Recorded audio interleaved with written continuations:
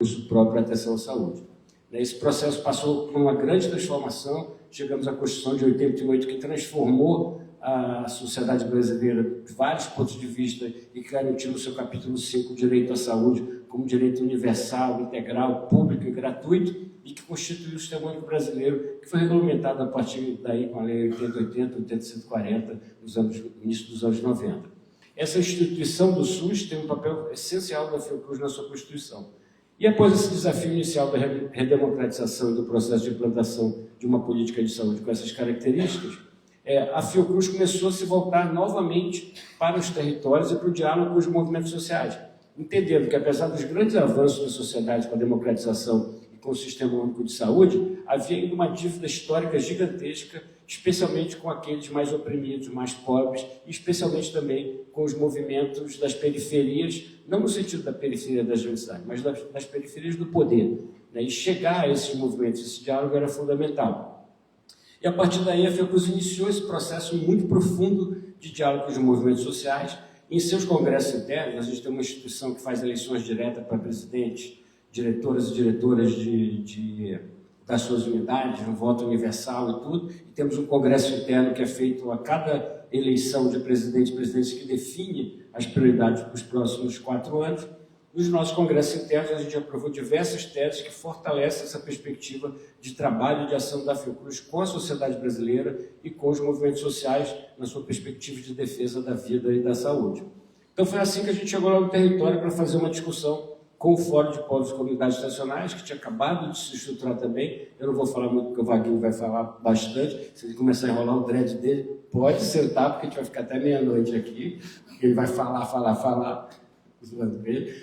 Mas chegamos lá no território e a gente entendeu que ali havia uma potência de um encontro entre a Fiocruz e o Fórum, o FCT, o Fórum de Povos e Comunidades Nacionais, que ambas eram perspectivas de defesa do uso daquele território como um espaço de produção de vida, como espaço de defesa da vida, como espaço de defesa do uso daquele território para que as pessoas pudessem viver bem.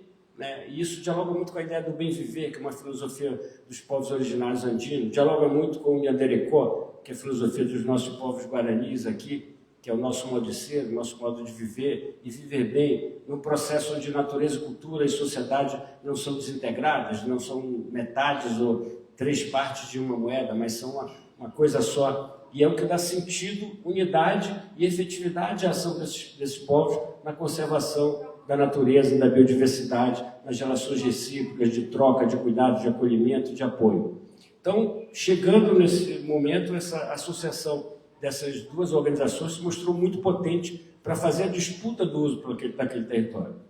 Vocês que estão aqui entrando na universidade, provavelmente já devem ter escutado isso um pouco antes, mas a universidade proporciona um espaço de discussão e de conhecimento do mundo e das questões importantes muito grande. Vocês vão perceber cada vez mais que o território e o uso desse território é uma questão de poder. Quem pode determina o uso daquele território. E eu não estou falando poder aí no sentido negativo, porque todos os processos de construção e relações sociais são processos de poder. E o uso do território é determinado por uma correlação de forças, é determinado por quem consegue exercer o poder de usar aquele território. E vocês vão provavelmente encontrar em algum momento da trajetória de vocês um filósofo, geógrafo famoso, um pensador, mais do que um filósofo, um pensador, que é o Milton Santos, que é um grande professor baiano, negro, que fez um sucesso muito grande na geografia, uma dimensão do que a gente chama de geografia crítica. Ele trouxe para a gente a ideia de que a geografia, o espaço, o território, ele não é apenas uma paisagem, ele não é apenas a relação da tecnologia mais simples com a natureza, da modificação dos espaços, etc. Não. O território é o produto das relações sociais de poder que se estabelecem sobre ele e que conseguem determinar a direcionalidade desse território para um lado ou para o outro. E esse território tem várias escalas. A gente está trabalhando lá no nosso território da Bocaina, que são 7 municípios. A gente pode pensar o território mundo, o território terra. Esse território está em disputa também agora. Tudo que a gente está vendo aí de impacto, todas as mudanças que nós estamos tendo, são resultados do uso do território terra, da maneira para onde a gente está mandando esse território terra, para onde a gente está conduzindo esse território terra. A gente pode pensar no nosso território corpo, Como é que está no nosso corpo essa relação de poder se expressando, seja no machismo, seja no racismo, seja na misoginia, seja em diversos processos que se expressam sobre os nossos corpos. Foucault já falava, vocês também, provavelmente alguma hora vão falar de Foucault nas suas trajetórias acadêmicas, do biopoder, né, de como é que as relações de poder se expressam, determinam o corpo, determinam as relações existentes entre pessoas. Então, é todo um processo, né, de discussão do território que extrapola aquela dimensão mais simplória de que território é um pedaço de terra em um determinado espaço. Então, disputar esse território, né, é um dever da gente, é um dever ético da gente disputar o uso desse território, né, fazer com que a apropriação desse território por um determinado projeto, e no nosso caso um projeto de defesa da vida, de um projeto de emancipação, de autonomia individual e coletiva, tenha uma determinada direção. É um dever ético da gente, enquanto pessoas, fazer essa disputa. E dessa disputa depende o futuro da humanidade, desde o local, desde o pequeno até o global. Esse desafio é o desafio que está colocado para a gente. E nesse espaço a gente constituiu vários projetos. E chegamos em um determinado momento, há 2, 3 anos atrás, à Rede Marangatu.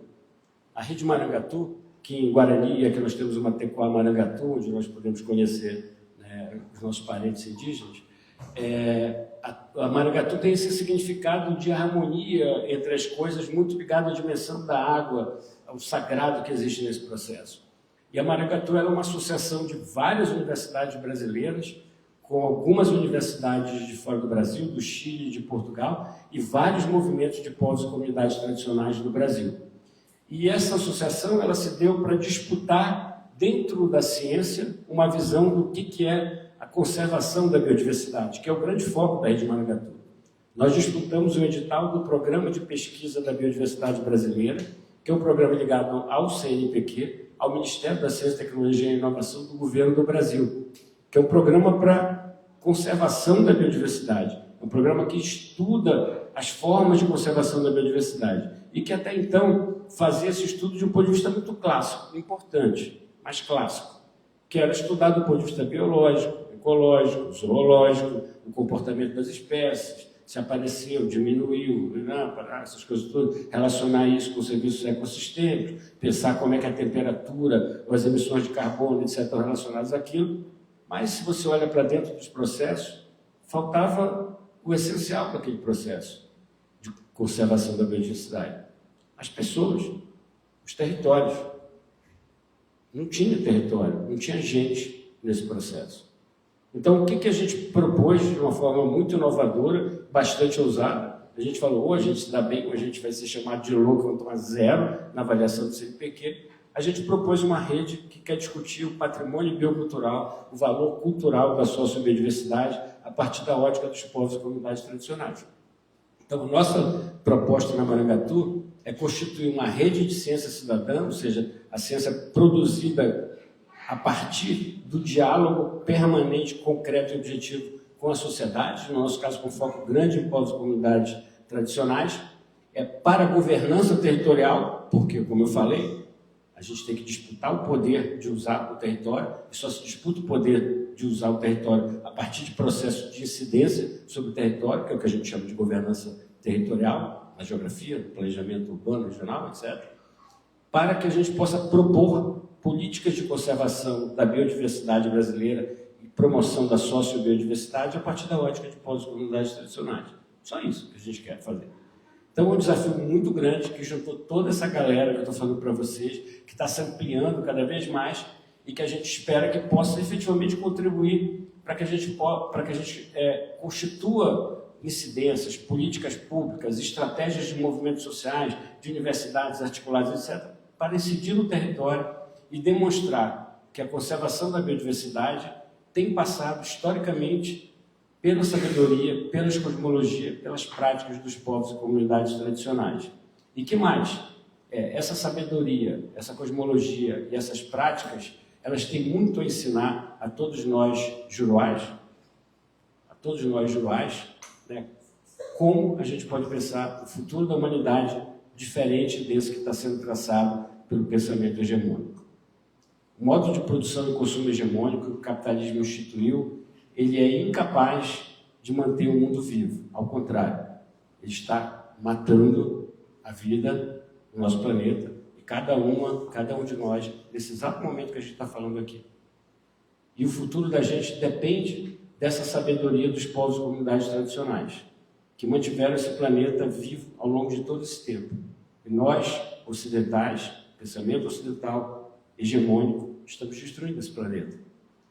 E como dizia o Nego Bispo, a sabedoria, a cosmologia dos povos e comunidades tradicionais é o começo, o meio e o começo. Porque se não for por isso, foi o começo, foi o meio e vai ser o fim. Então é esse o desafio que está colocado para a gente, né? Como é que a gente disputa dentro do pensamento científico, dentro das políticas públicas, dentro do território, a cada segundo, a cada minuto, a cada hora, a cada dia, e numa luta histórica para além do tempo que a gente vai estar aqui nesse planeta, no cuidado, no afeto entre as pessoas, das pessoas com o planeta. É isso que está em jogo.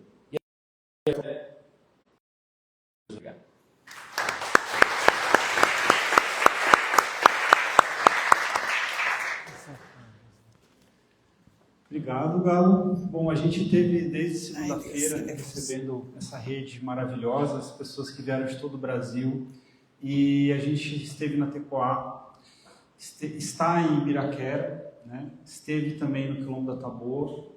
Então, quero dizer que esse aqui também é o espaço de vocês. Assim como vocês nos receberam, a gente fica muito feliz de estar recebendo vocês aqui na universidade, e que esse espaço também vocês têm que ocupar, esse espaço também é de vocês. E com essas palavras eu queria passar, né, para a Josineide, que vai falar um pouquinho sobre a resistência das marisqueiras e quilombolas de Sergipe.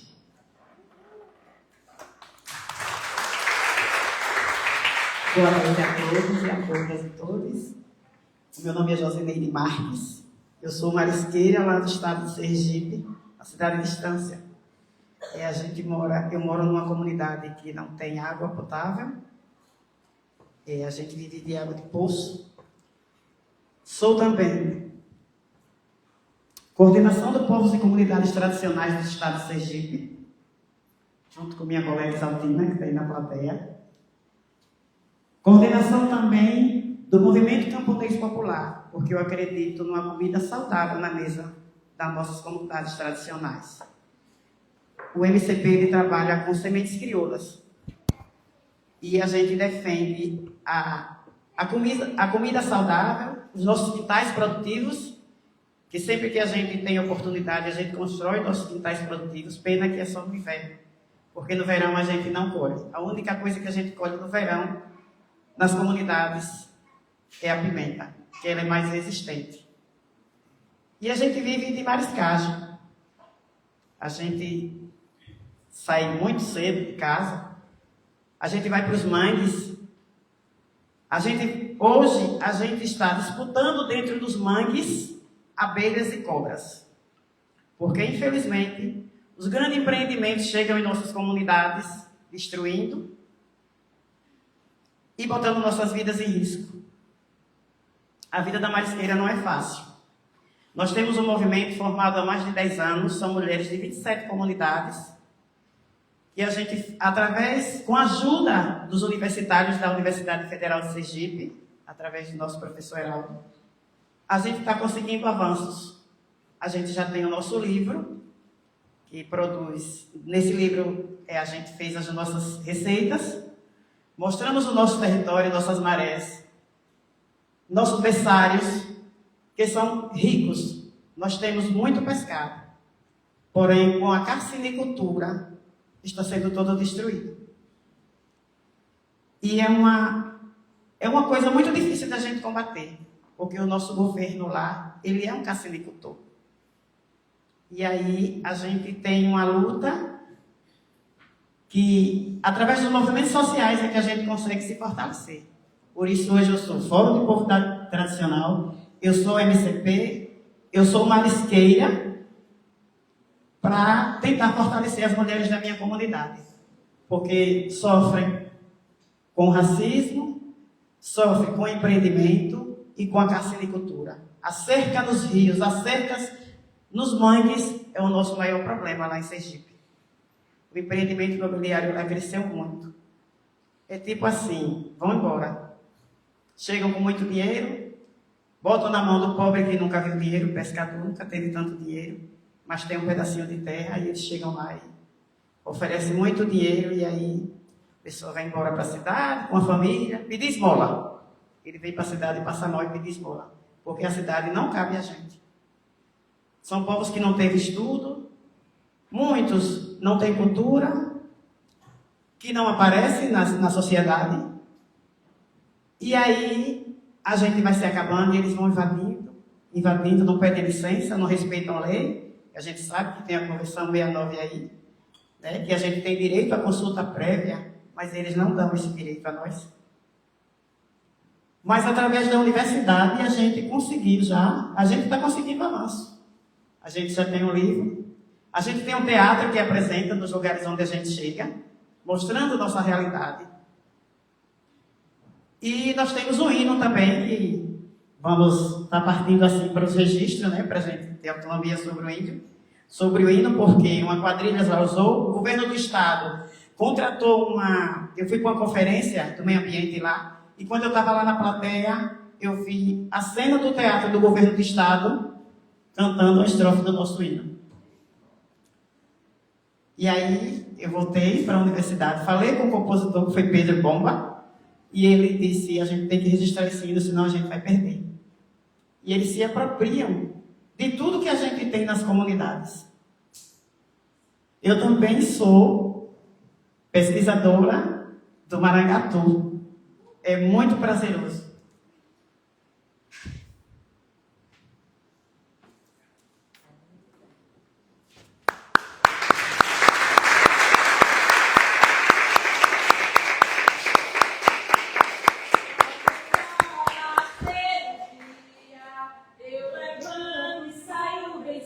Catamansubi, Siriaratu, pescado do bom e caranguejo.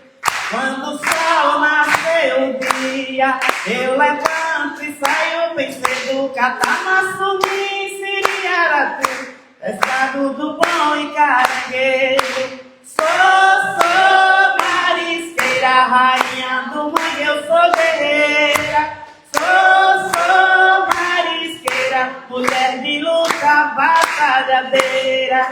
É o vento que me dá, é o rio, é o mangue, é o mar.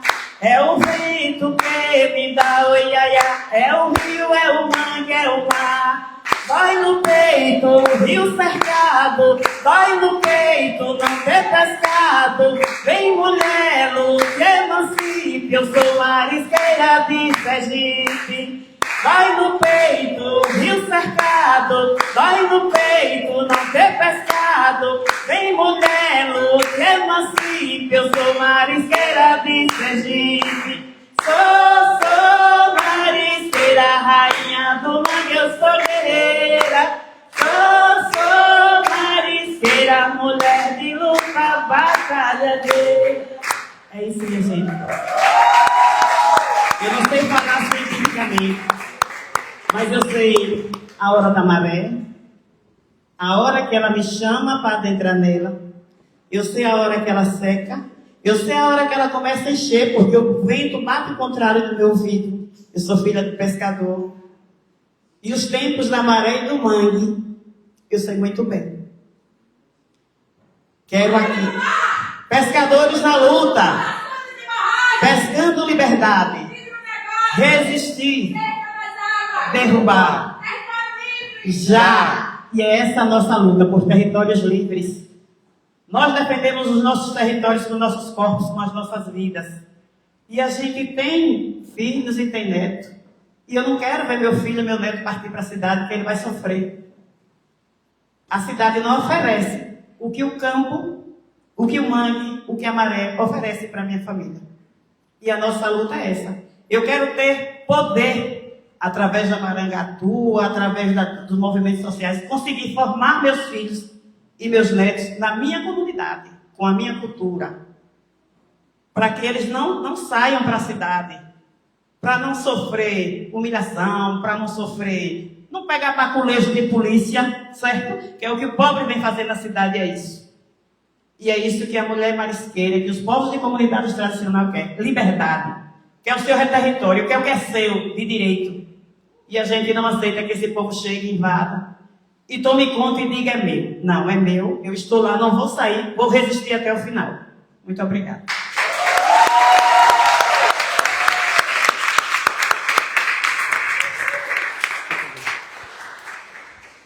Bom, com essas palavras, então, da Josileide, eu vou passar agora, então, para a Júlia Borges, que vai falar sobre uma iniciativa muito importante também, que é a iniciativa da Rede de Defensores e Defensoras dos Territórios.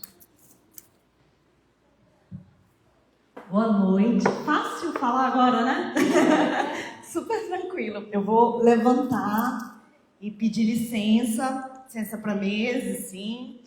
Me apresentar daqui a pouquinho mais para vocês, mas primeiro queria começar com uma pergunta. Vocês sabem o que significa universidade? A palavrinha, a gente está numa universidade. Fiz mestrado, doutorado, graduação na universidade. Vocês já pararam para se perguntar o que é a palavra? Alguém quer chutar assim? Significa união da diversidade. E a diversidade é o que a gente menos vê nas salas de aula das universidades.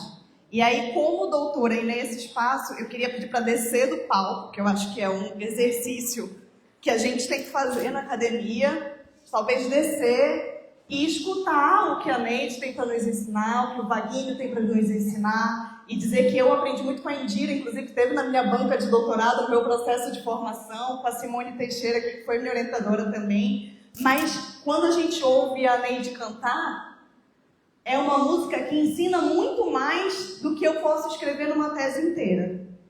E é um pouco disso que eu quero conversar com vocês a partir dessa experiência que chama Rede de Defensoras e Defensores dos Territórios Tradicionais. É uma rede que eu estou aqui, por acaso, como porta-voz, mas poderia ser o Vaguinho falando, que inclusive é da primeira turma da rede. A Ivanildes, que é uma companheira Guarani também, que é da rede, e tantos outros. Mas me coube aqui apresentar um pouquinho para vocês essa trajetória. E aí eu vou fazendo assim, Rodrigo, a gente vai passando.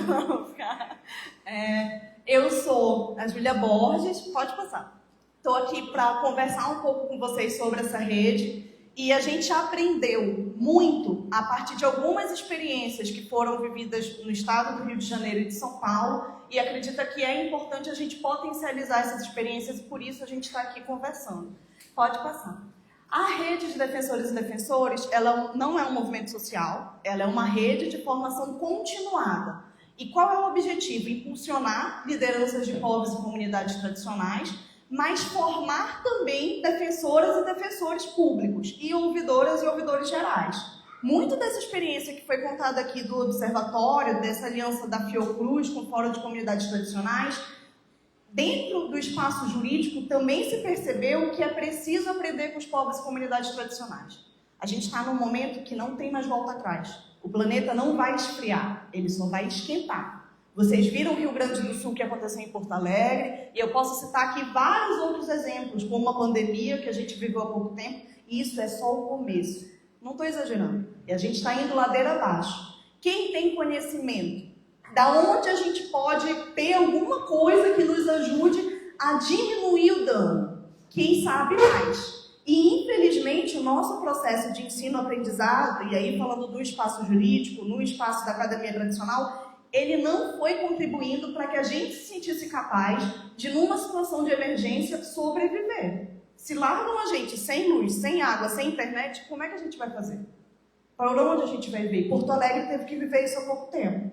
Então, essa rede percebeu, a partir dessa união que já existia, inclusive em outras experiências, que era fundamental ter esse espaço de formação, tanto para lideranças de povos e comunidades tradicionais serem impulsionadas, como também para as instituições públicas.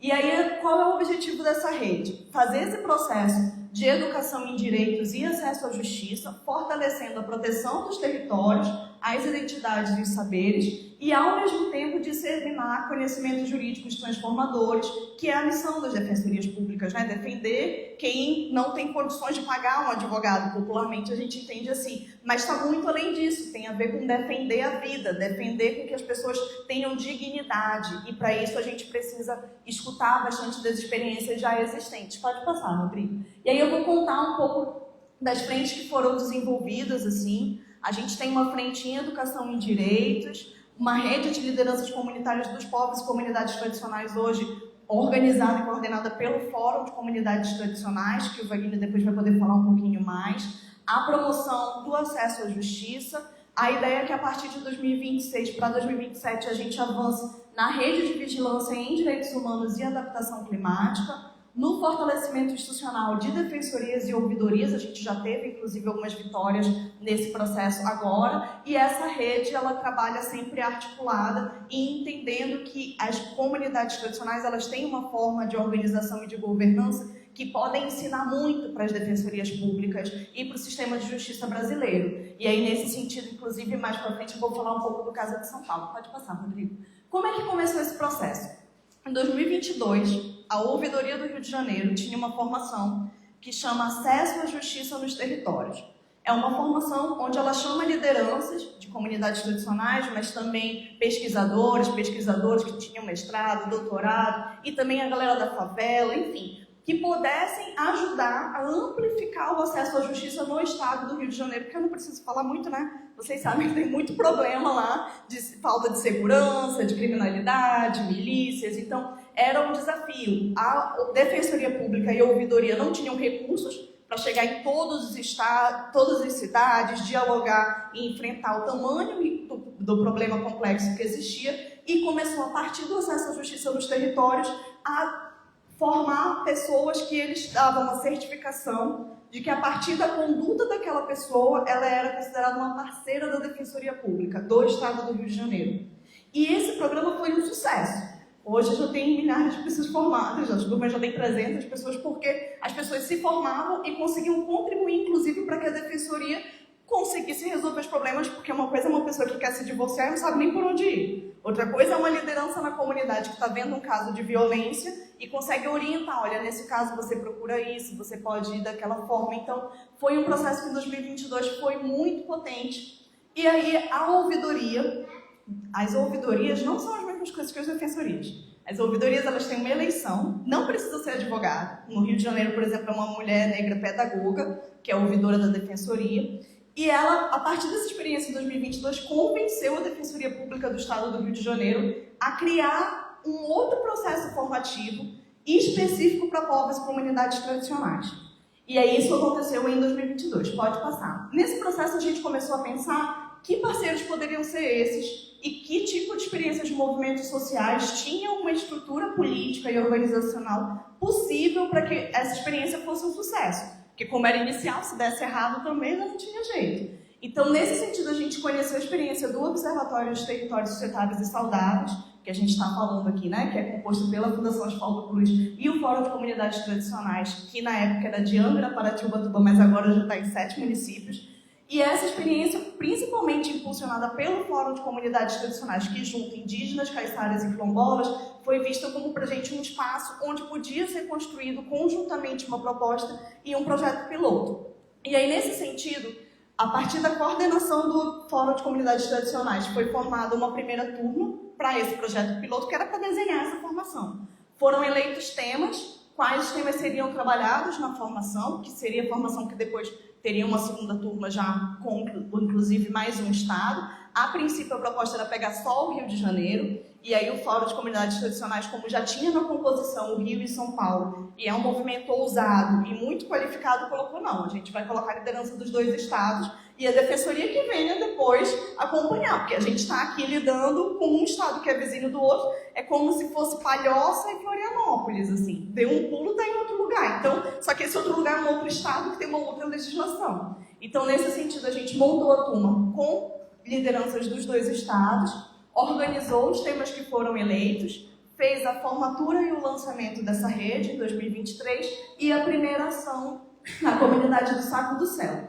Isso só com a Defensoria do Rio de Janeiro, acreditando muito na proposta e dialogando com São Paulo. Tipo, olha, não fiquem chateados, o movimento queria, inclusive vocês podiam vir, e aí pode passar. No ano seguinte, a gente foi nesse processo todo construindo um acúmulo, que eu vou dar um pouco de spoiler, do nosso plano político-pedagógico, que envolvia o diálogo de saberes. Então a ideia, desde o primeiro momento, era ter uma rede que começasse no Rio e pudesse avançar para o país inteiro. Porque a gente percebe que o processo de formação do conhecimento, ele é muito mais forte quando tem diálogos entre diferentes povos e de diferentes estados. Se trocam experiências, não é só ficar lendo uma apostila. Uma coisa é a Neide conversar com o Vaguinho, trocar a experiência e a partir daí pensar em soluções. Outra coisa é ter um defensor público ou uma pesquisadora dizendo ou mediando como deveria ser feito. E aí esse diálogo de saberes entre o conhecimento jurídico, o acadêmico e o tradicional é uma base importante dessa rede. Ter uma formação continuada para que essa rede possa ser sustentável e, inclusive, possa dar suporte para as lideranças que estão ali na luta cotidiana também, assim como a segurança dessas lideranças, que por vezes podem ser ameaçadas, estão em espaços de disputa constante. A educação em direitos e o acesso à justiça é o DNA dessa rede, que busca acesso à justiça para povos e comunidades tradicionais. Então a ideia é pensar uma prática e uma teoria aliadas. E aí a gente teve alguns encontros. Então tem um momento formativo e depois teve o primeiro encontro com a turma que foi de 2022, depois a de 2023 e 2024. E em cada encontro a gente foi tirando também o que fazer nos próximos momentos. E aí eu quero trazer alguns elementos importantes. Ainda na primeira turma, no processo de formação, essa pessoa que está aqui na foto é o Júlio Caraí, é uma liderança indígena também do fórum, se formou nessa primeira turma do projeto piloto, e ele trouxe pra gente, olha só, eu sempre ouço que nós, indígenas, nós somos tutelados pela FUNAI. E vocês agora vêm falar pra gente de tutela coletiva e tutela individual.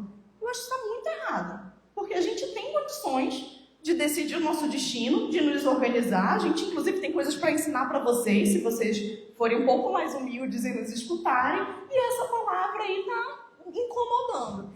E isso foi uma virada de chave muito importante, porque na sala, com as defensoras que estavam, os ouvidores, todo mundo que estava no processo, não era algo que tinha chamado a atenção ou que tinha incomodado quem não era tutelado. Então, a partir daí também se consolidou uma frente importante dessa rede, que é a formação para as defensoras e para os defensores públicos. Que muitas vezes, por já ter passado no concurso público, ter tido uma carreira que de fato demanda muito estudo, achavam que já tinham estudado muito, talvez não tivesse mais muita coisa para trocar, mas em cada fala do processo formativo iam surgindo questões como essa, que eram estruturais. Não era uma coisa, faz uma apostila e trabalha isso, não. Precisa mudar um sistema e questiona toda uma ordem. Então, nesse sentido, a gente foi avançando e esse é um dos exemplos do que acontece nos espaços de formação. Em 2023, a gente faz o lançamento da rede, pode passar. E a formatura também da primeira turma. Aí da primeira turma, o Vaguinho aí bonito na foto, e todo mundo que estava lá, pode passar.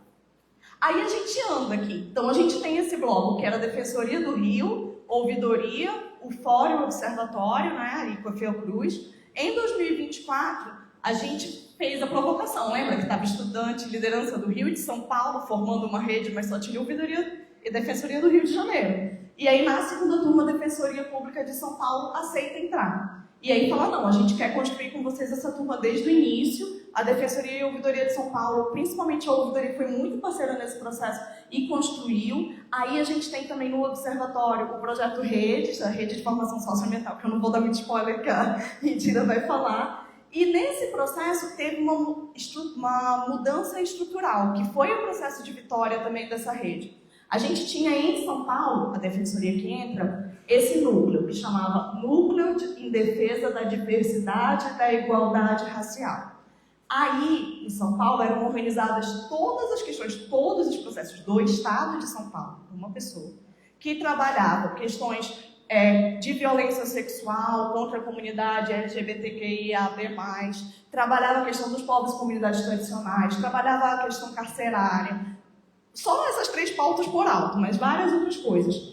E no processo da formação, a partir da incidência do Fórum de Comunidades Tradicionais e da Rede de Defensores, a gente conquistou que esse núcleo fosse desmembrado. E hoje São Paulo tem um núcleo específico de promoção da igualdade racial e de defesa dos povos e comunidades tradicionais. Então isso mostrou para a gente que tem um espaço dentro das defensorias públicas, quando há uma atuação organizada e um processo formativo, para que a própria defensoria possa ir se estruturando. Aquela pergunta lá do Júlio, lá do início, mas tutelado, isso soa até hoje, e esse processo também está sendo dialogado por dentro de todas as defensorias. Pode passar. Essa é a foto da segunda turma da rede, e aí a gente vai para esse processo de consolidação já, com 32 lideranças e o projeto Redes fortalecendo muito esse processo. E em 2024, ainda quando a gente está terminando a segunda turma, entra a Defensoria Pública da União, que fala, olha, eu sei que vocês querem nacionalizar essa rede, a gente da DPU também quer que essa rede seja nacionalizada e a gente está com vocês para construir a terceira edição, que vai ser em 2025. Pode passar, por favor. E aí, nesse sentido, ainda em 2024, a gente tem o trabalho da rede sendo reconhecido e ganhando 2 prêmios importantes. Um é um prêmio que chama Defensorar. É um prêmio que a Defensoria Pública do Estado do Rio de Janeiro dá para iniciativas que são relevantes e que, de fato, defendem. E a gente ganhou na categoria Defesa do Território. Inclusive, o Observatório tem uma coordenação de Justiça Socioambiental que trabalha a defesa do território. Tem a Marcela Cananeia, que é caiçara, que inclusive é da rede à frente dessa coordenação. E ganhou também um selo, que chama Selo Esperança Garcia, que é para práticas antirracistas. E aí a rede teve esse trabalho reconhecido também. Pode passar. Aí, em 2024 ainda, porque é um ano, parece que não dá para fazer só uma turma não, tem que ter muita coisa acontecendo. A gente dialoga com a Rede Marangatu. A Rede Marangatu, que o Galo apresentou aqui, que é essa rede, que é do Programa de Pesquisa em Biodiversidade, com o MCT e o CNPq, trabalha em vários estados da costa brasileira. E esses estados, como Sergipe, que a Neide é aqui, pesquisadora da Rede Marangatu, o Pará, a gente tem a Indiro e a o pessoal que está aqui. Enfim, esses estados, eles começam a dialogar para que as pesquisadoras da Rede Marangatu, que estão aí atuando no âmbito científico, ou seja, uma rede que influencia políticas a partir da pesquisa científica com os povos e comunidades tradicionais, passem a atuar também na área jurídica e a influenciar o processo jurídico, o acesso à justiça dos povos e comunidades tradicionais a partir dessa aliança. Então, em 2024, tem um intercâmbio no Nordeste, é dialogado sobre, olha, vamos construir, vamos ver como é que a gente faz essa aliança junto, como que a gente faz uma outra turma também que tenham lideranças desse outro estado, inclusive lá, né? A gente estava recebendo a Rede Marangatu. E, paralelo a isso, na Bahia, existe um diálogo, foi o Vaguinho, o Galo também, com a Eliette Paraguaçu, que hoje é vereadora da Bahia, hoje é de Salvador, na época nem era, sobre uma comunidade em Ilha de Maré que sofre violências de todos os tipos. Não sei se vocês já viram, mas aconselho vocês a darem uma pesquisa no Google.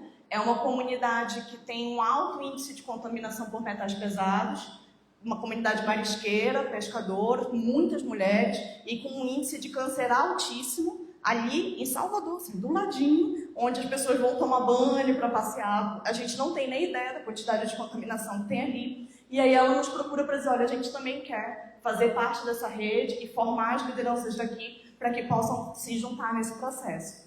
E aí também a gente avança, fecha o ano nesse processo, organizando essa turma de 2025, e no início desse ano, a Defensoria do Paraná, junto com a sua ouvidoria, entraram em contato com a gente dizendo, olha só, a gente também quer que nessa turma nacional aí que vocês vão fazer, tenham vaga para a Defensoria do Paraná e para as lideranças de povos e comunidades tradicionais do Paraná. E aí a gente colocou que, para a gente, é muito importante a autonomia dos movimentos sociais. Então, por exemplo, quem indica hoje, quem é liderança, quem faz parte é o Fórum de Comunidades Tradicionais. Eles falavam, não, tudo bem, a gente só quer que o Paraná também esteja, porque tem muitos conflitos aqui, a gente precisa de ajuda. E aí hoje a gente está nesse processo de diálogo, para que ver como é que as coisas vão se desenrolar. Pode passar, Rodrigo.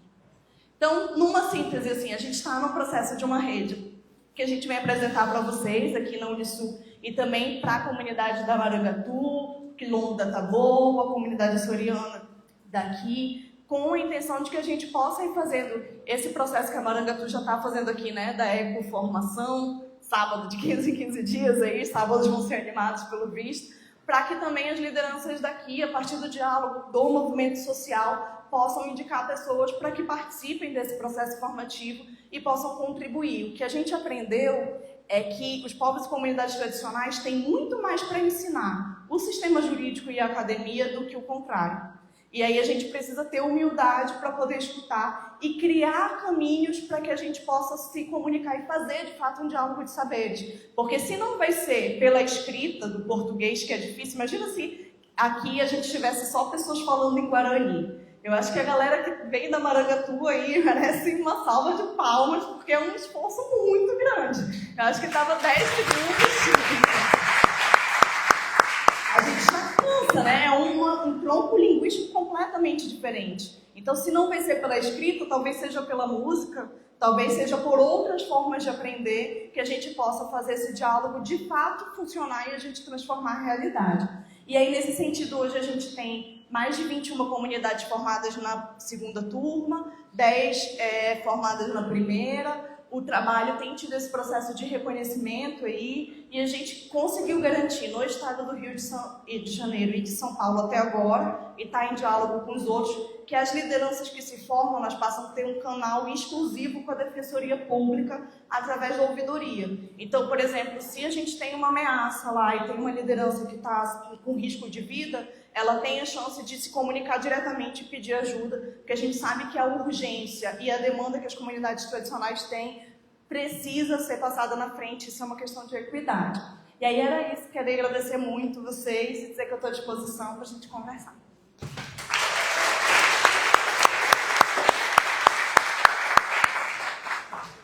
Obrigado, Júlia. Bom, agora eu vou passar para a Indira Alves França. Ela vai falar sobre a articulação em educação popular e a experiência da rede de formação socioambiental do Mosaico Bocaina. Você passa seu colarzinho? Qual dos? Brincadeira.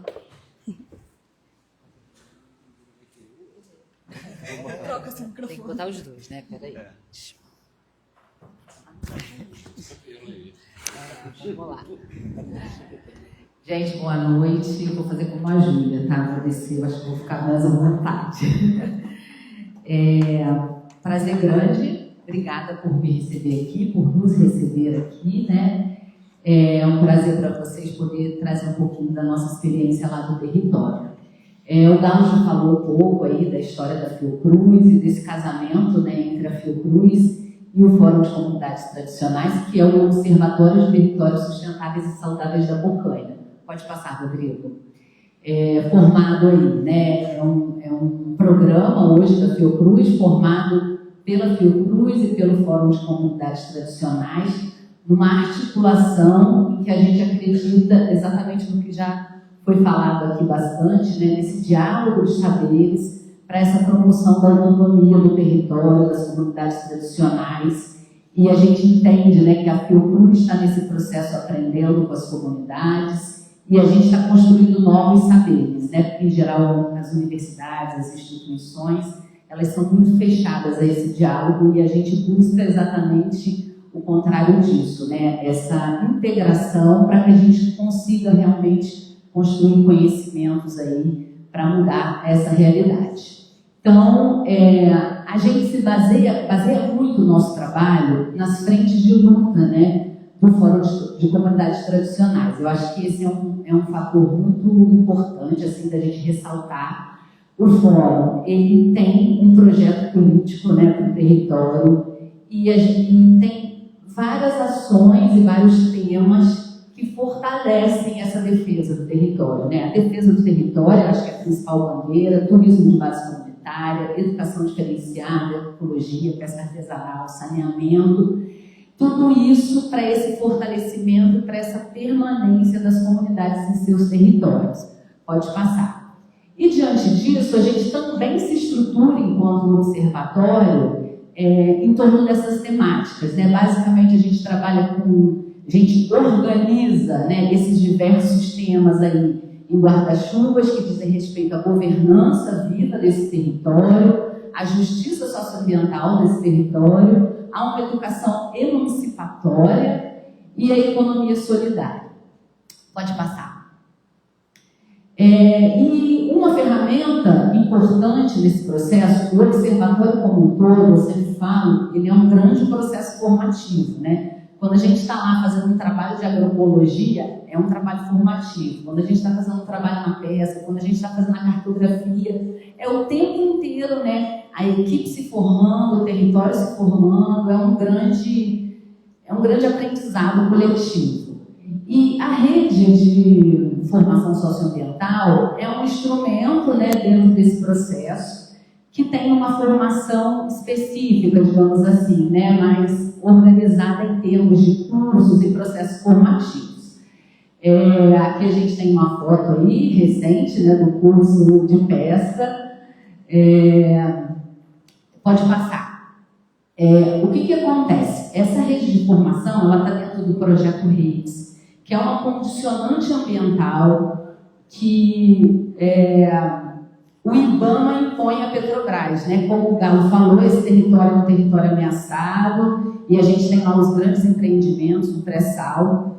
E uma das condicionantes é essa formação, né? Em educação ambiental crítica para as comunidades, para elas conseguirem justamente atuar nessa gestão territorial, nessa defesa do território, e para proteger o próprio território, mitigar esses impactos, né, da exploração do pré-sal.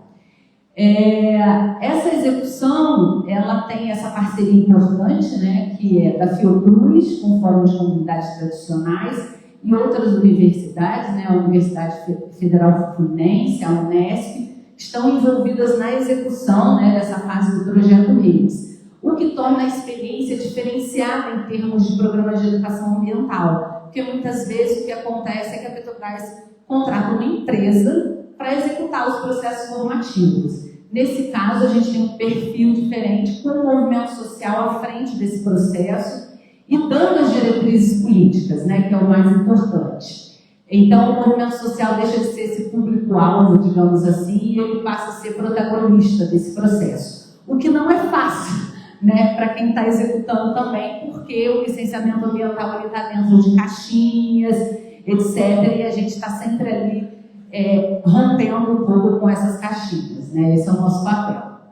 Então, essa rede, ela se organiza em diferentes ações, né? A gente tem as ações formativas, que são as oficinas, as visitas de campo no território, né? Que essas ações mais de base. A gente tem os espaços coletivos, né? A gente tem uma coordenação político-pedagógica que envolve tanto a equipe do projeto quanto os atores do território.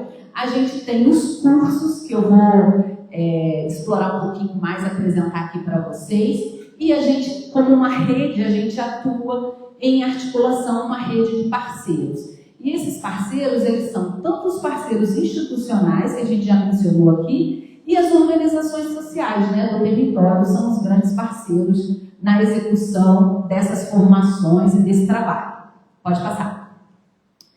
A gente teve, né, nessa fase o nosso primeiro curso, que foi um curso construído coletivamente com as comunidades, né, que foi um curso que formou 80 lideranças do território e trabalhou com as temáticas gerais, essas mesmas temáticas que eu já mencionei aqui, e foi uma formação inicial assim, para essa turma que envolveu, né, agricultores, pescadores, caiçaras, quilombolas. A gente teve uma luta muito importante, né, nessa fase com a Petrobras e com o IBAMA, né, porque a condicionante ela é direcionada aos pescadores. Então havia um entendimento e as próprias comunidades que faziam parte, né, do processo, 111 comunidades de pescadores. Então, praticamente só comunidades caiçaras. E ao longo desse processo, a gente mostrou que essa luta nesse território é integrada, que os quilombolas e os indígenas também são afetados pelo empreendimento. A gente sempre trouxe para dentro dos cursos, para dentro das ações, esse diálogo, e a gente teve um parecer favorável na próxima fase. Essas comunidades já vão estar integradas aí nesse processo. A próxima fase começa no final desse ano. Pode passar. Além desse curso Maré de Saberes, que foi um curso mais geral, a gente tem os cursos com parceiros, né? Que a Júlia, inclusive, já mencionou um deles aqui, que foi o de defensores, né, do território. E justamente o que são cursos mais curtos em temáticas específicas e que a gente justamente faz com os parceiros, que são esses parceiros das organizações sociais e das instituições. Pode passar. A gente teve 8 cursos já, defensores e defensoras do território, educação diferenciada, saneamento ecológico, gestão de riscos, comunicação popular, turismo de base comunitária, saúde e cultura tradicional, pesca artesanal e gestão marinha e costeira, que ainda está acontecendo, né? Pode passar. Então, esses cursos, eu vou explicar um pouco a metodologia, né, que a gente usa, que a gente vem desenvolvendo e construindo ao longo desse processo, mas o que eu acho que é o maior destaque que eu vou trazer também ao longo da minha apresentação é que esse curso ele fortalece a luta, né? Uma formação em si já é um grande passo e é uma coisa muito importante, mas o mais importante dessas formações é que, na verdade, tudo continua. Essas formações, elas são utilizadas, são ferramentas para fortalecer processos que já estão ocorrendo no território. Eu acho que isso que é o mais importante. Foi muito bom, né, a Júlia poder ter apresentado aqui o curso de defensores, que foi o que abriu ali os cursos parceiros, porque justamente mostra isso, né? A rede de defensores continua. Então, a gente tem esses parceiros, a gente forma esses alunos, mas é para uma luta que continua, é um instrumento para essa continuidade desse projeto com P maiúsculo, que a gente costuma chamar. Pode passar. A gente tem aí como elementos pedagógicos, né, a pedagogia da alternância. Então, esses cursos, eles acontecem em tempo escola e tempo comunidade. Então, são semanas em que a gente fica mais concentrado em algum território, e trabalhando, né, com esses alunos. Depois, esses alunos eles vão para os seus territórios, cada um para os seus territórios, né, e levam uma questão, né, que foi dialogada no curso para entender como essa questão se desdobra nesse território, né? E eles têm um acompanhamento, né, dos educadores através do núcleo de acompanhamento, e quando eles retornam, eles fazem um trabalho integrado, apresentando para os colegas o que foi realizado, dialogado, que eles dialogam nos seus territórios. E também as vivências, né? Nesse tempo comunidade, a gente também faz ações formativas direcionadas aos temas dos cursos para esse fortalecimento das comunidades nesses temas como um todo. Pode passar.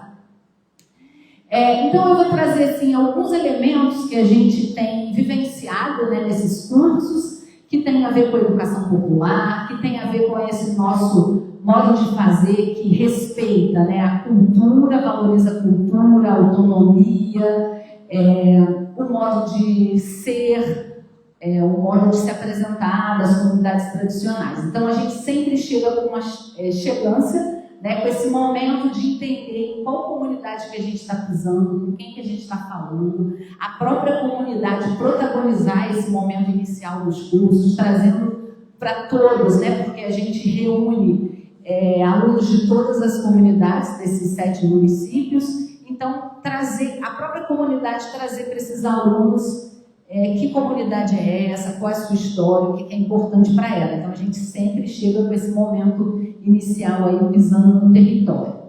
Pode passar.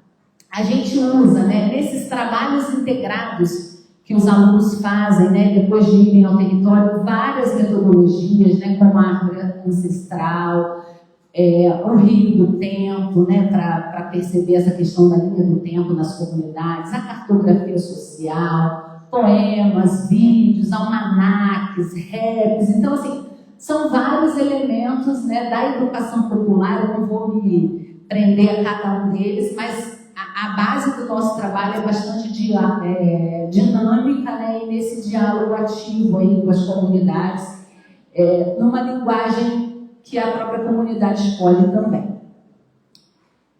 Além disso, a gente tem um momento bastante importante, que é o momento da mística, né? Que é esse momento que também as comunidades mostram aí a sua história, o seu modo de vida, né? Através de contação de histórias, suas músicas, suas cantigas, seus livros, sua alimentação, suas danças, né? É um outro elemento importante nesse processo pedagógico. Pode passar. A gente faz as partilhas, né? Ou seja, a gente vai a algum território levando as pessoas de outros territórios para compartilhar, para fazer uma partilha do seu conhecimento, né? Então a Neide estava falando aqui que ela sabe quando é que a maré vai vazar, quando é que a maré vai encher, quando é que ela pode ir ao mangue, quando ela não pode. E realmente as comunidades, elas têm esses conhecimentos e é muito importante essa troca de conhecimento entre as comunidades para esse fortalecimento mútuo, né, dessa cultura e desse processo. Pode passar. Além disso, né, como a gente trabalha nessa perspectiva de incidir sobre esse processo de licenciamento ambiental, os nossos cursos também são perpassados por essa temática, né, do licenciamento ambiental, de forma que os alunos possam incidir nesse processo. Inclusive, a gente tem aí um momento, né, de reuniões públicas em que a gente apontou possíveis condicionantes para a próxima etapa, para a etapa 4, né, do pré-sal, e muitas condicionantes e sugestões de temáticas saíram desses temas, desses cursos, né? Porque ao realizar cada um desses cursos, existia esse momento aí de diálogo, né, da temática estudada com o licenciamento ambiental e os próprios alunos proporem formas de mitigar, né, esse processo. Além disso, né, eu acho que uma coisa super importante é o momento da ciranda, né, que a gente sabe que as comunidades, elas têm, né, as crianças, as mães especialmente, mas muitos pais também, né, a necessidade de levar as crianças nesse processo, e esse processo tem sido um processo muito bonito, porque as crianças, elas vêm se integrando, né, as temáticas. Agora a gente tem o FCT, né, que está assim, emocionante esse processo, então muito disso vem desse processo da ciranda, desse trabalho que é feito em paralelo, mas em diálogo com o que os adultos estão estudando nos cursos, né? Pode passar. Inclusive a gente tem o trabalho integrado nos cursos e o trabalho integradinho das crianças, né? Elas também vão com tarefas para os seus territórios, trazem um pouco para as outras crianças como é o seu território. Esse processo é um processo muito assim, gratificante e tem sido muito frutífero. Além disso, né, gente, eu acho que falou de educação popular, falou de comunidades tradicionais, a gente tem essa pegada, né, cultural, que é super importante. Então, a gente, em todos os nossos cursos, a gente tem esse momento das culturais, do fortalecimento aí, puxada de rede, roda de samba, jongo, karaokê, sempre em todos os cursos isso também perpassa. Pode passar. A gente também se organiza, né? Os alunos se organizam para organizar o curso, né? A gente tem equipe técnica, mas a gente também tem os alunos e todos os envolvidos nessa organização do espaço. Então, a gente tem as frentes aí de comunicação, de linguística, né, dos cursos, da organização do espaço, a galera que vai cuidar da cultural, né? Sempre a gente se organiza dessa forma. E, assim, está tendo um processo muito importante no território, né? Conduzido aí pela incubadora de tecnologias sociais, né, do Observatório, que é o processo da Cozinha das Tradições, né, que é o fortalecimento aí da gastronomia do território através dessa troca também de experiência, né? E nos nossos cursos a gente também tem uma alimentação, então essa alimentação tem sido cada vez mais sendo realizada pela Cozinha das Tradições, né? Que não é apenas só fazer a comida, mas resgatar, né, a importância desse processo, a força desse processo, todas as mulheres, homens envolvidos nesse processo, protagonizam mesmo esse momento da alimentação, contam a história daqueles alimentos. Tem sido um sucesso assim, total, e tem feito parte do nosso curso também.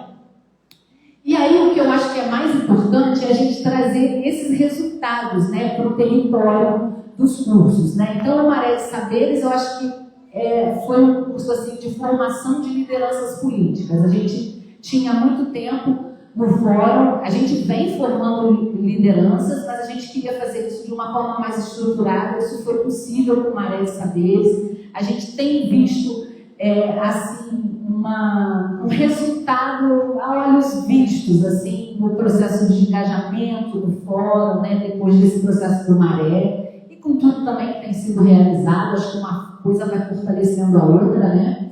A gente teve o curso de educação diferenciada. Esse curso, ele fortaleceu os coletivos de educação diferenciada que a gente tem no território, que são coletivos formados pelos comunitários e pelas instituições que apoiam a luta da educação diferenciada. Desses cursos, a gente conseguiu elaborar metas, né, para a educação diferenciada em todos os municípios. A gente está agora partindo para a construção de um dossiê da educação diferenciada em cada um dos municípios. Curso de defensores e defensoras do território, que a gente já deu uma aula aqui para vocês, mas que fortaleceu, né, a rede de defensores e tudo mais. O curso de saneamento ecológico, né, quais foram os resultados?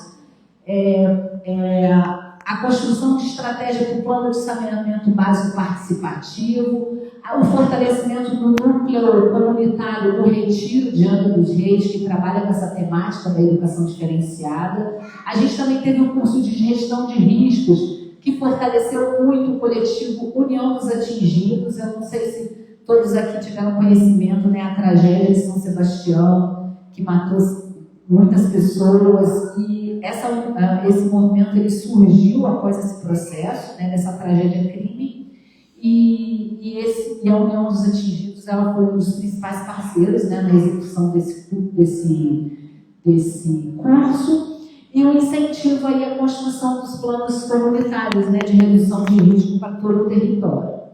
Comunicação popular, que também fortaleceu a rede de comunicadores populares do FCT, né, que hoje a gente tem, e desenvolvimento de estratégias de comunicação popular, né, vídeos, rádios, boletins. Acho que uma coisa também muito importante, o observatório ele vem crescendo, né, em número de pessoas na equipe, e boa parte dos novos integrantes vem desses processos do curso, porque é uma forma da gente conhecer também as lideranças, os potenciais do território. Então a gente tem conhecido uma galera muito boa, tem trazido para a equipe, tem sido muito gratificante.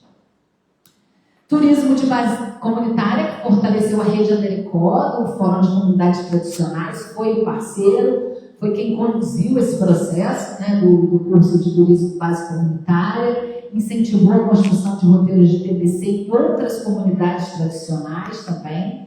O curso de saúde, cultura e saúde tradicional, né, que fortaleceu o coletivo de cozinhas das tradições, a frente de cultura do fórum e a busca, né, dessa integração entre o SUS e esses coletivos, né.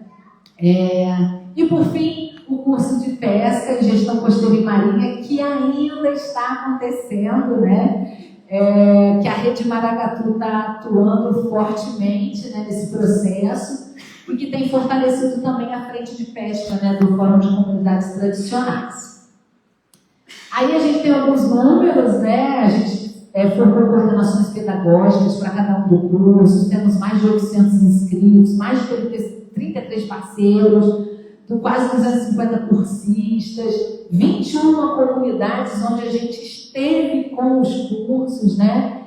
29 núcleos de acompanhamento, 640 horas de carga horária, né? Somando tudo isso, é um dos resultados desse processo que basicamente foi realizado em 2 anos e pouquinho, desde que começou o Maré de Saberes.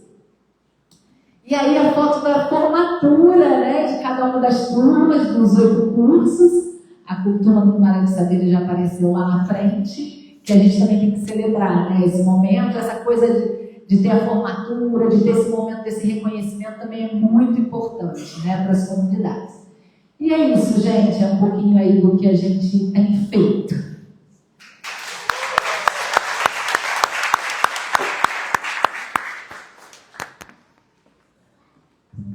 Obrigado, Indira. Então, para encerrar aqui as nossas falas, acredito que deve ter algumas perguntas, né? O pessoal deve estar curioso aí, né, para saber um pouco mais. Então, a gente vai fazer a última fala aqui da mesa com o Vaguinho sobre as articulações em redes. Vou levantar daqui também. Acho que dá para levantar. Você fala bem pertinho do microfone. Está bem alto o microfone. Tá. Opa. Me ajeitar aqui. Gente, boa noite, todos e todas. Eu me chamo Vaguinho, como fui apresentado aqui. Venho lá de Paraty, do Quilombo do Campinho. E sou um agricultor. Componho lá a coordenação do Fórum de Comunidades Tradicionais, que é o movimento social que reúne os indígenas caiçaras e quilombolas daquele território, e também sou da coordenação geral do Observatório de Território Sustentável e Saudável, compartilho a coordenação geral com o Edmundo Galo.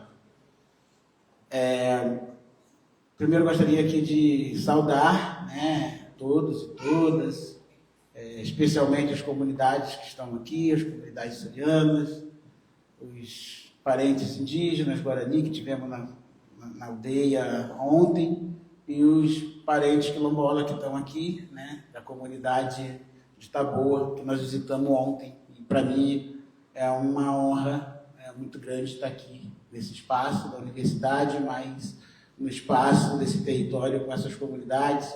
Agradecer aqui o convite da Cláudia, do Rodrigo, a gente está aqui também, e falar que esse território aqui inspirou a gente, né, gente? Assim, que eu acompanho o caminho com essa galera aqui quase todos os dias, mas a apresentação deles aqui, a fala, os companheirada mandaram muito, muito bem aqui, que eu vou... A galera sempre fala que eu falo muito, né, assim, mas vou ficar até numa fala mais reduzida aqui, porque eu me sinto super contemplado com a fala de todos os companheiros e companheiras aqui.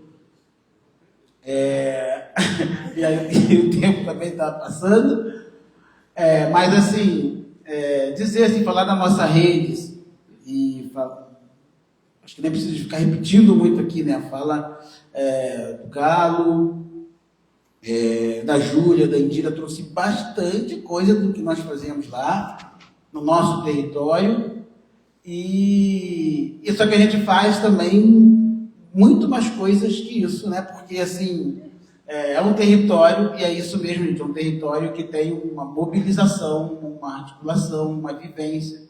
Inclusive, nós temos uma campanha chamada Campanha Território Vivo, que expressa isso, né? Todas as coisas que nós fazemos. Eu estava aqui olhando até para a Fabi Miranda, que está aqui, coordenadora do Polo. Se a Fabi vem aqui falar, já é mais um monte de outra coisa, de coisas importantes que nós fazemos no território, e que isso só foi possível, né, assim, dar continuidade a esse processo, porque nós tivemos, né, a capacidade, a sabedoria de nos organizar lá na luta, e em 2006, 2007, nós constituímos um espaço, que eu falo que é um espaço mais político e organizativo, que é o Fórum de Comunidades Tradicionais.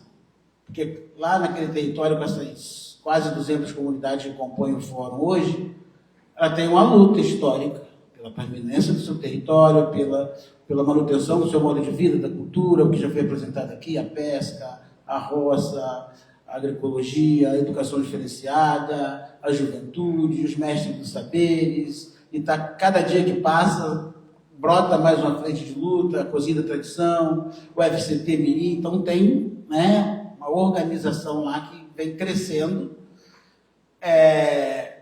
cada um com a sua especificidade, mas tivemos a sabedoria de nos juntar para fazer a luta e para defender aquele território dos vetores do capital, como o companheiro Galo falou aqui, né, que é um território que tem de rodovia a grandes empreendimentos como o pré-sal, a usina nuclear, vários empreendimentos de turismo, diversas unidades de conservação, 80% daquele território de unidade de conservação de proteção integral que sobrepõe o território das comunidades tradicionais.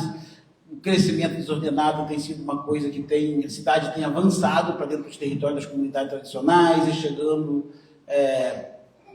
um crescimento, um desenvolvimento, uma coisa desordenada que tem nos preocupado bastante. E, por outro lado, a gente tem o nosso projeto político que nós apresentamos trazendo a solução para aquele território. Tanto nós denunciamos as coisas que nos incomodam, todos os dias, nos espaços importantes que temos que estar, mas nós anunciamos um projeto político capaz, né, de mostrar que aquele território lá é possível ter vida, ter as comunidades em paz, ter uma sustentabilidade, ter a nossa cultura e o nosso modo de vida respeitado. Então, assim, para a gente é muito importante reforçar isso. E essa junção, né, como o Galo falou, do Fórum com a Fiocruz, que constitui um observatório, uma rede imensa, né, de parceiros também lá, mas eu acho que esse projeto que nós falamos com P maiúsculo, que juntou o Fórum de Comunidades Tradicionais com a Fundação Oswaldo Cruz, deu uma capacidade, um salto muito grande para essas mobilizações, por tudo aquilo que foi apresentado aqui.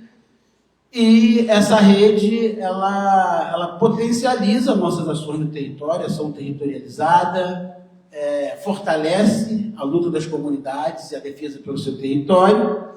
E a gente tem, né, dentro dessas redes, de lá do território, ampliamos a escala desse processo, né? Em 2000, e depois que nós criamos o Fórum em 2007, né, em 2016, nós fomos chamados aqui pelos companheiros do Vale do Ribeira, né, que fica aqui no sul de São Paulo, e eles tinham criado um fórum de comunidades tradicionais inspirado no nosso, porque aqui também tem uma luta, né, do mesmo povo, comunidade quilombola, comunidade indígena, comunidade caiçara, e eles constituíram um fórum no Vale do Ribeira, e depois foi multiplicando vários espaços, outros fóruns de comunidades tradicionais, né, como em Sergipe, está aqui a companheira Rose, que, né, trouxe aqui na fala dela, está ali a companheira Isaltina. Nós conhecemos esse povo em 2018, 2019, no Congresso em São Paulo, 2019, e já fizemos uma liga, fomos lá fazer um intercâmbio, uma participação no processo. Eles voltaram aqui em 2020, 2021, numa missão aqui, numa articulação, com ônibus, e voltaram para lá constituir um fórum de comunidades tradicionais, numa rede maravilhosa. É um território que a gente respeita, né? Foi aqui trazido a fala das companheiras. Eu, quando cheguei lá, que vi, né, as mangabeiras, os parentes quilombolas, os parentes indígenas, as marisqueiras se mobilizando, eu falei, poxa, a gente se identifica muito com esses processos de organização, e a gente, de lá para cá, não largamos mais essa articulação, né? Hoje já tem mais ou menos 9 articulação de povos e comunidades tradicionais do Brasil, e fiquei feliz de chegar aqui essa semana e ouvir falar dos parentes Guarani, que estão articulando para construir um fórum de povos e comunidades tradicionais aqui. Isso é muito importante para a gente. A gente, quando escutamos isso, ficamos muito felizes, né? Espero aí, conversamos bastante ontem com o Rodrigo e com a Cláudia, do apoio a esse processo, com as universidades, com as instituições que as comunidades se identificam como parceira e aliada delas, e isso é importante para a gente ir construindo um processo de organização e de fortalecimento da nossa luta, porque no Brasil, né, com tanta riqueza, com tanta diversidade, mas com um processo de desenvolvimento escolhido aí, né, baseado no capital, tem impactado muito os nossos territórios, e para mais do que o nosso território, a biodiversidade, a sociobiodiversidade, está aí o debate das mudanças climáticas, como o Galo falou, já não é mais nem mudança climática, a gente está sentindo aí todos os dias e vivenciando, né, a seca na Amazônia, o que aconteceu aqui o ano passado no Rio Grande do Sul. Isso são sinais, né, e tem acontecido bastante lá no nosso território, que o planeta tem que ser cuidado e nós, povos e comunidades tradicionais, temos bastante a contribuir com esse processo de organização, de reorganização e apontar rumos para que a gente tenha um mundo e um futuro melhor para as futuras gerações. Então, esse é o nosso papel e a gente tem trabalhado, né, fortemente em fortalecimento dessas redes, né? Estamos aqui pela Rede Marangatu, que é uma rede constituída pela ciência cidadã, pela academia, mas também pelos movimentos sociais. Assim, eu lembro que eu fiz a primeira fala na Rede Marangatu, lá quando a gente estava constituindo no observatório, que sempre nós trouxemos essa fala no fórum, né? Porque todos os espaços, né, ele tem disputa, e eu sei que na academia tem uma disputa colocada, e a gente precisamos caminhar com quem dialoga com as comunidades tradicionais dentro da academia, assim como em vários outros espaços da sociedade, dentro dos órgãos ambientais, dentro dos processos de decisão, dentro dos espaços políticos. A gente tem que ir ocupando esses espaços e botando a nossa pauta para nos fortalecer. Então, é muito importante estar aqui falando isso dentro de uma universidade privada, mas que abre a porta para as comunidades, para os movimentos sociais, e a Rede Marangatu nos inspira muito nesse sentido, né? Até porque a produção do conhecimento da academia ou com a academia, ela precisa de nos ouvir, né? E é isso que a Júlia falou, e companheira Rose, companheira Josi, assim, eu acho que você falou assim, eu não sou letrada, eu não sou da academia, né, mas eu tenho um conhecimento como o meu, que tem uma contribuição enorme para a biodiversidade, para o planeta, para a cultura, para o modo de vida, assim como todos nós tradicionais temos. Assim, para a gente isso é muito importante reforçar em todos os espaços possíveis aonde tem uma porta aberta para a gente se colocar, né? E a gente também trabalhar para ir abrindo essas portas, porque a luta de todos os dias. E assim, e trazer, né, que dentro dessas redes constituídas, que nós estamos construindo, mas estamos ficando bom de construir e de fortalecer e de ampliar essas redes a cada dia, a cada ano. Nós acabamos de fazer o ano passado, lá no nosso território, de Paraty, o WAIT, o Encontro Internacional de Territórios e Saberes, onde juntamos aí aproximadamente 1.500 pessoas de diversos lugares do Brasil e do planeta. Inclusive temos redes aí pela América Latina, pela África. Nós estamos ampliando as nossas redes, muito na intenção de mostrar, né, quem somos, aonde estamos, e que precisamos ecoar a nossa voz para o Brasil e o mundo afora. E o IWAITS, eu acho que foi um grande exemplo para a gente, né, de ter um encontro dos saberes, dos povos e comunidades tradicionais, com o conhecimento da academia e outros conhecimentos que estavam lá junto. E eu vi muito, né, lá no território, mas de todas as pessoas que participaram, assim, que aquele encontro deixou marcas. Tanto nós vamos fazer um outro daqui a pouco, né, em 2027, onde vai ser os 20 anos do nosso movimento de Fórum de Comunidades Tradicionais. E já deixo aqui o convite para vocês.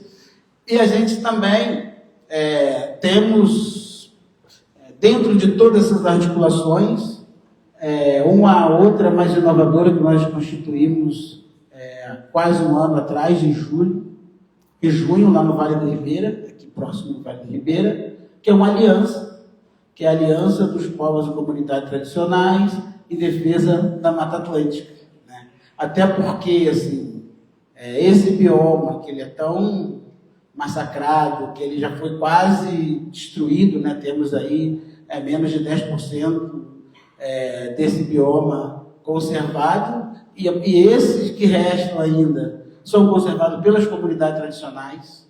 Então nós precisamos, junto, construir uma narrativa para defender esse território e esse bioma, né? E é importante falar aqui que nós vamos fazer um encontro. Nós fizemos o primeiro,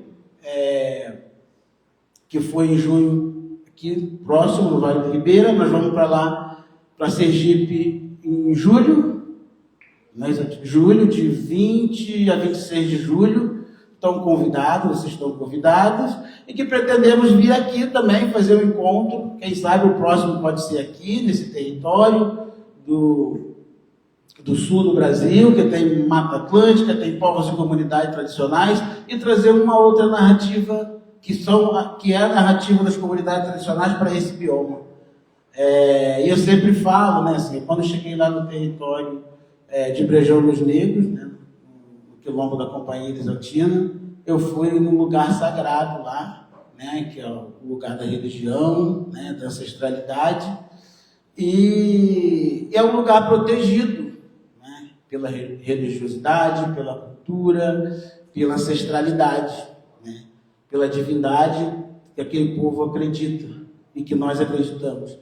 E lá é um lugar super conservado, muito conservado. Até falo assim para alguns ambientalistas, alguns companheiros nessa caminhada, que a gente deveria fazer várias formações lá, né? Que a gente sabe o jeito de conservar, né? Nós conservamos pela nossa ancestralidade, pela nossa religiosidade. E assim que a gente tem que construir a narrativa da proteção desse bioma, da Mata Atlântica, com os povos e comunidades tradicionais. Porque nós sabemos como conservar a biodiversidade, a sociobiodiversidade. Nós temos a contribuir sobre isso, na Mata Atlântica e em outros biomas também. Então, para a gente é muito importante, né, tá fazendo esse debate aqui, tá fortalecendo e constituindo essas redes, e a gente espera que tenha cada vez mais portas abertas para a gente estar colocando os nossos projetos, nossos processos de organização, a nossa luta, e fortalecer aí o que nós acreditamos por um planeta e por um mundo melhor. Queria agradecer aqui, finalizando, e que a gente continue a luta aqui nesse território e tantos outros territórios do Brasil e mundo afora. Muito obrigado.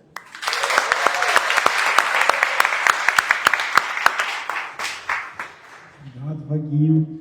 Bom, nosso tempo está acabando, então vou abrir aqui para um bloco de 5 perguntas, bem breves, tá? E pedir respostas também bem breves, porque a gente tem ainda que voltar, né, para nós estamos lá em Ibiraquera, né, tem transporte, tem que jantar ainda, então tem um percurso aí, mas gostaria muito de ouvir um pouquinho vocês aí. Quem gostaria, só levanta a mão, eu levo o microfone.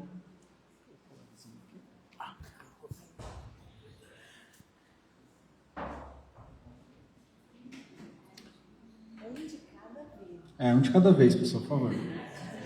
Só muito afoito aí.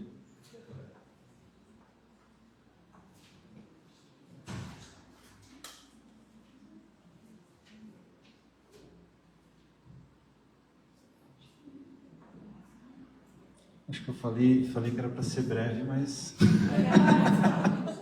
o pessoal ficou intimidado aqui. Ninguém? Alguém? Ah, Camila, vem cá.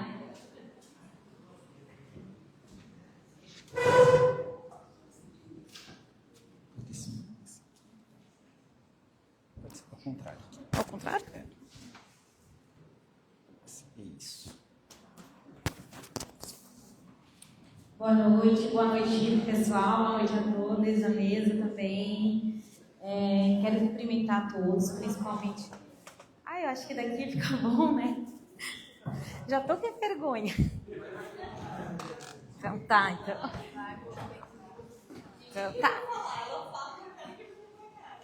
Então, né, já é difícil a gente criar coragem para falar com tanto de gente. Mas vai lá na frente, mas aqui estou, né? Então, meu nome é Camila, eu faço parte do Quilombo da Taboa. Sou remanescente aqui de Quilombo, ali de Capivari de Baixo, a grande maioria ontem me conheceu, mas para quem não me conhece, também sou professora lá na UD Quilombola. É uma unidade que trabalha com pessoas quilombolas, os professores, eles são quilombolas, e a maioria dos alunos, eles são quilombolas. Então, a nossa educação, ela é toda voltada para o quilombo, né? Temos uma matéria também que ela é específica só para isso, de saberes e fazeres, né? E ouvindo hoje a fala dos companheiros, nada mais é do que a luta pelo território, né, gente? A gente passa tudo que os companheiros falam e comentaram aqui na mesa e também ontem lá na nossa comunidade. A nossa luta pelo território, ela não para, né?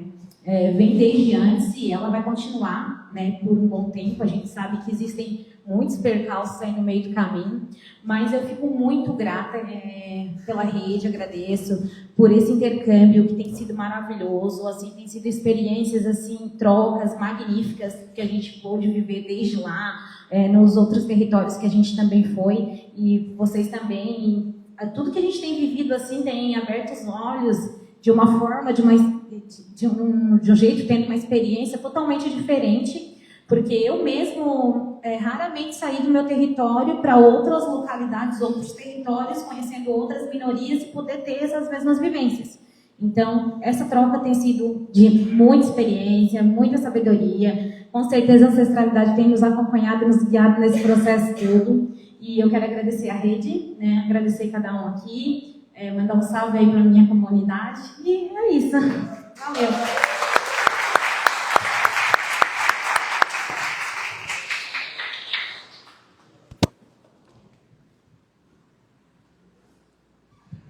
Obrigado, Camila. Mais alguém? Pessoal da TECOA.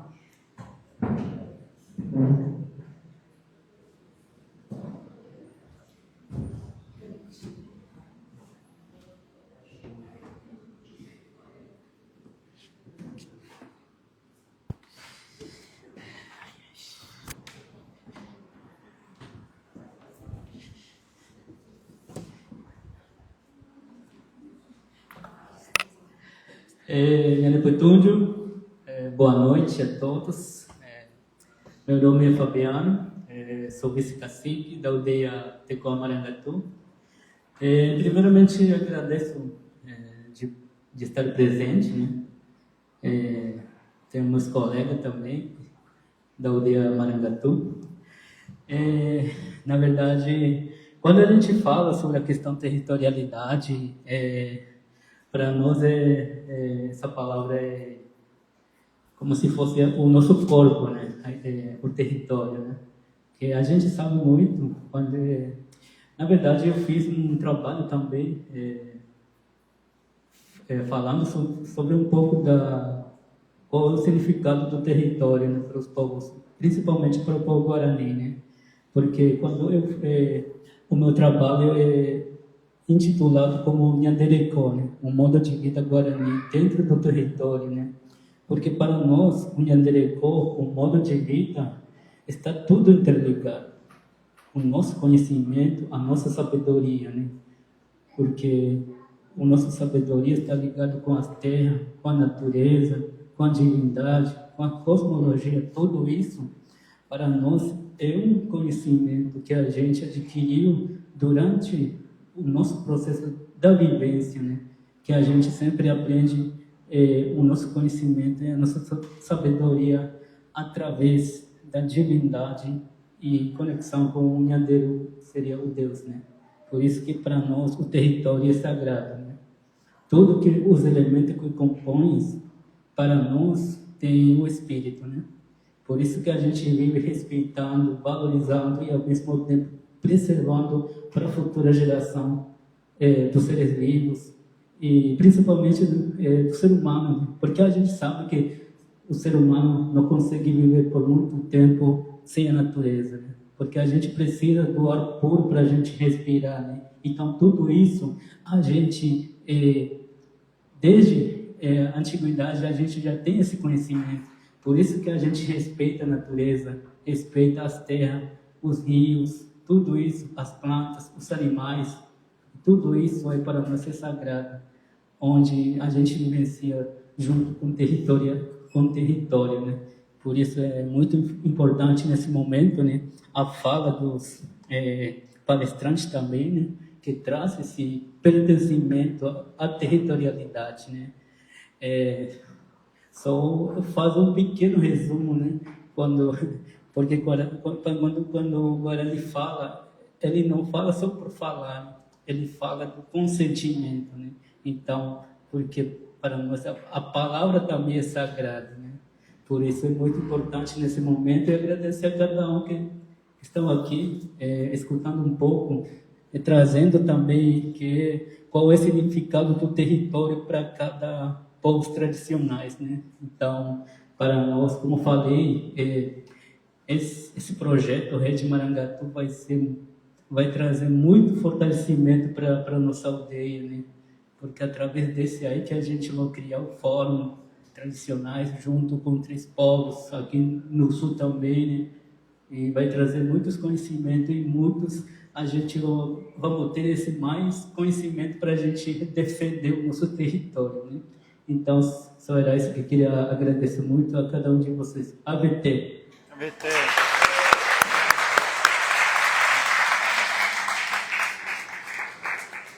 Obrigado, Fabiano. Alguém gostaria de estar falando?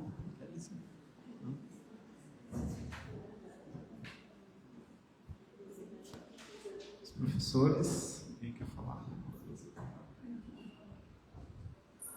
Mais alguém? Bom, pessoal, então acho que a gente vai encerrando, né, por aqui essa noite. Eu queria agradecer muito todos que estão aqui presentes, todos que vieram, o pessoal do Quilombo da Taboa, o pessoal que veio da Aldeia Tecoa Marangatu, os alunos aqui do programa, o pessoal que está, né, nos visitando aqui na rede, especialmente também, né, o pessoal que veio aqui fazer a exposição, se preparou para estar aqui, né? Então a gente agradece bastante. Os professores também, né, que estão aqui desde de manhã, que estão organizando a recepção, estão, né, um dia aí super intenso. E, bom, é isso, pessoal. Vamos encerrando, então, por aqui esse evento. Obrigado, viu?